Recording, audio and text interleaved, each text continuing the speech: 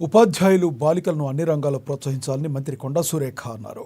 సిద్దిపేట జిల్లా దౌలతాబాద్ మండల కేంద్రంలో 1,50,00,000 రూపాయల నిధులతో నిర్మించిన మోడల్ స్కూల్స్ బాలికల హాస్టల్ను ఎమ్మెల్యే కొత్త ప్రభాకర్ రెడ్డితో కలిసి మంత్రి కొండా సురేఖ ప్రారంభించారు. ఆడపిల్లల విద్యకు అధిక ప్రాధాన్యత ఇచ్చి ప్రభుత్వ విద్యాసంస్థలతో అన్ని సౌకర్యాలను ప్రభుత్వం కల్పిస్తుందని మంత్రి తెలిపారు. విద్యార్థినుల తల్లిదండ్రుల ఆశయాలకు అనుగుణంగా చదివి ఉన్నతంగా ఎదగాలని ఆకాంక్షించారు.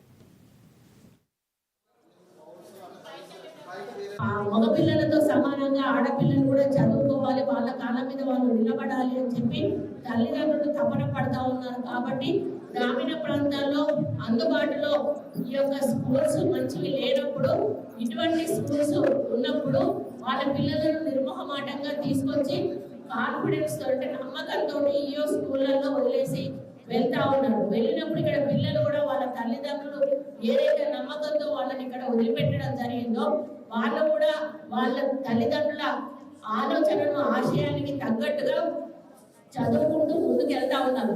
దానికి తగ్గట్టుగా ప్రభుత్వం కూడా సదుపాయాలు సమకూర్చవలసినటువంటి అవసరం ఉన్నది. సరిగ్గా సదుపాయాలు లేనప్పుడు చదువు మీద కూడా కొంత ఆలోచన తగ్గే అవకాశం ఉంటుంది.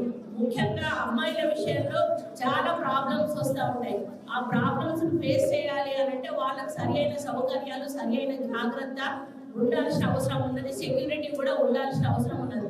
అటువంటివి మనము ఏర్పాటు చేయవలసిన బాధ్యత స్థానికంగా ఉన్నటువంటి ప్రజాప్రతినిధులకు కానీ, స్థానికంగా ఉన్నటువంటి అధికారులకు కానీ, ఇక్కడ ఉన్న టీచర్స్కి కూడా ఈ సందర్భంగా చెప్తా ఉన్నాను. మా ప్రభుత్వానికి కూడా ఇందులో తప్పకుండా బాధ్యత ఉంటుంది.